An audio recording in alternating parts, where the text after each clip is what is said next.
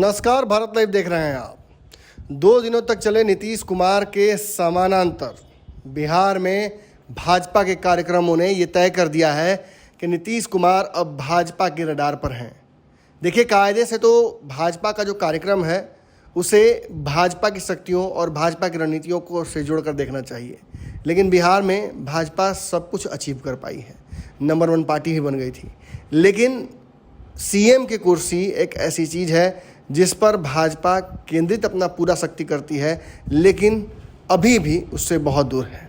जिस तेवर में, जिस कलेवर में कल ललन सिंह भाजपा को नसीहत दे रहे थे 243 सीटों पर चुनाव लड़ने की, ये साबित करता है कि नीतीश कुमार भाजपा को बिहार में आगे बढ़ता हुआ नहीं देखना चाहते हैं।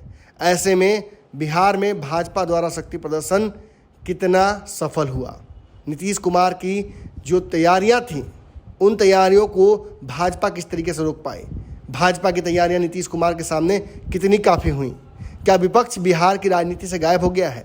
इन सारे सवालों का जवाब हम पूरे दिन भारत लाइव पर देने की कोशिश करेंगे।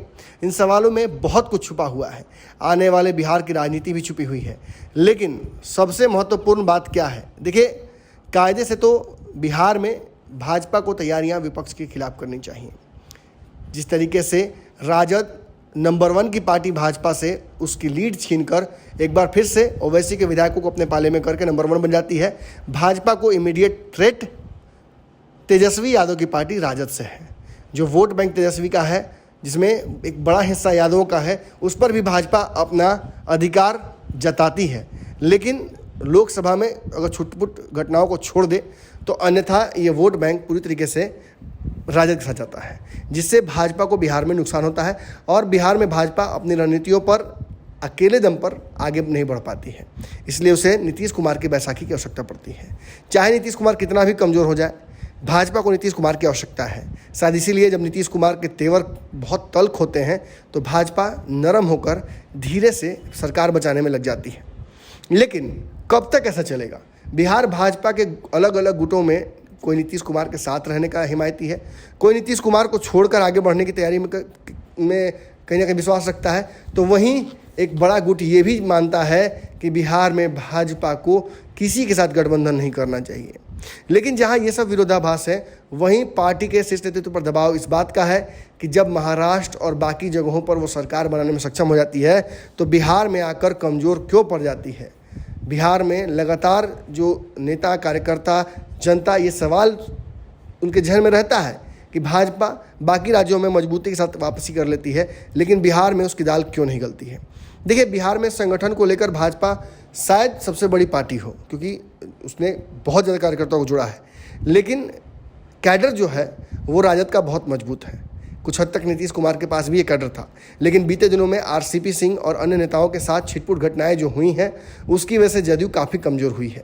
खासतौर पे आरसीपी सिंह ने जब चुनौती नीतीश कुमार के सामने प्रस्तुत कर दिया कि वो भी मुख्यमंत्री बन सकते हैं और ललन सिंह उस पर रिएक्ट भी कर गए, तो इससे एहसास ये होता है कि जदयू 2 फाड़ हो सकती है। एकनाथ शिंदे वाला रोल भी आरसीपी सिंह का हो सकता है आगे चल के। लेकिन जहाँ एक तरफ जदयू इन समस्याओं से उलझने का और निकल पाने का, पार पाने का दावा कर रही है, वहीं भाजपा को नीतीश कुमार के खिलाफ हथियार मिल गए हैं। सबसे पहला हथियार तो नीतीश कुमार के खिलाफ आरसीपी सिंह ही भाजपा के हो सकते हैं। आरसीपी सिंह नीतीश कुमार के राजदार हैं और उनके पास कई विधायकों के संपर्क भी हैं। ऐसे में अगर वो कोई बड़ा खेला करते हैं तो भाजपा बिहार के सत्ता के केंद्र में आ सकती है, और वो भी बिना किसी के सहायता के। लेकिन केवल इसी दाव से भाजपा बिहार में सरकार बनाने की तैयारी नहीं करेगी। भाजपा दूध की जली है। 2015 में भाजपा को जो झटका लगा था, उसके उबरने के बाद भाजपा दोबारा छाछ भी फूंक कर ही पीना चाहेगी।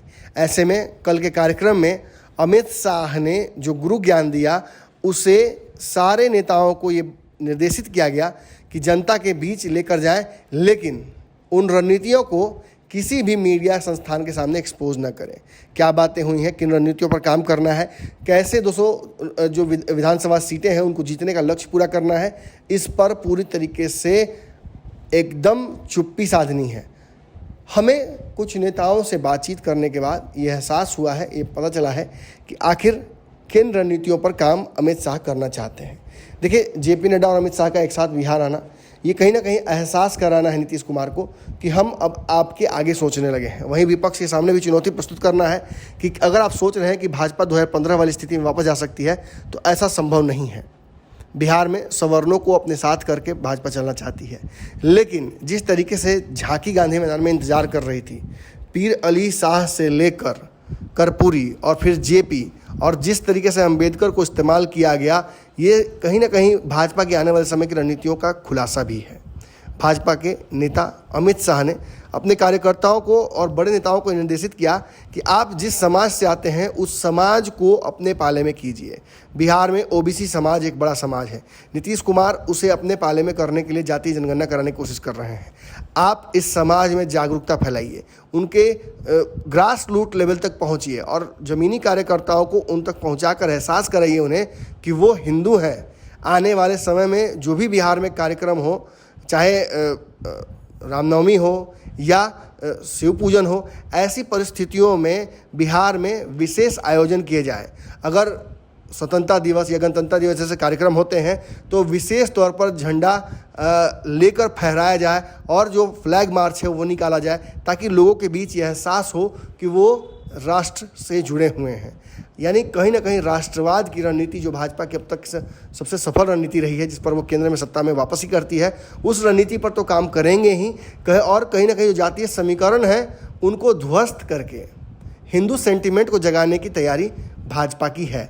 इसको लेकर अलग अलग जातीय वर्गों में जो अलग अलग जातियों के रिप्रेजेंटेटिव नेता हैं, जिन्हें मंत्री भी भाजपा ने बनवाया है नीतीश कैबिनेट में, उनको भी जिम्मेदारी दी गई है। चाहे राम सूरत राय हों, जीवेश मिश्रा हों या फिर जनक राम हो, इन सब को ये जिम्मेदारी दी गई है। खास तौर पे जिम्मेदारी सम्राट चौधरी को भी दी गई है कि वो जो एक खास वर्ग है लवकुश समाज, जो नीतीश कुमार से इत्तेफाक रखता है, नीतीश कुमार का कोर वोटर कहा जाता है, उसे भी अपने पाले में करने की कोशिश करें। खासतौर पर जब आरसीपी सिंह के साथ नीतीश कुमार का खटपट हुआ है और एक भूमिहार को जदयू की कमान दी गई है। यानी पूरी पुख्ता रणनीति के साथ भाजपा नीतीश कुमार को घेरने की तैयारी कर रही है।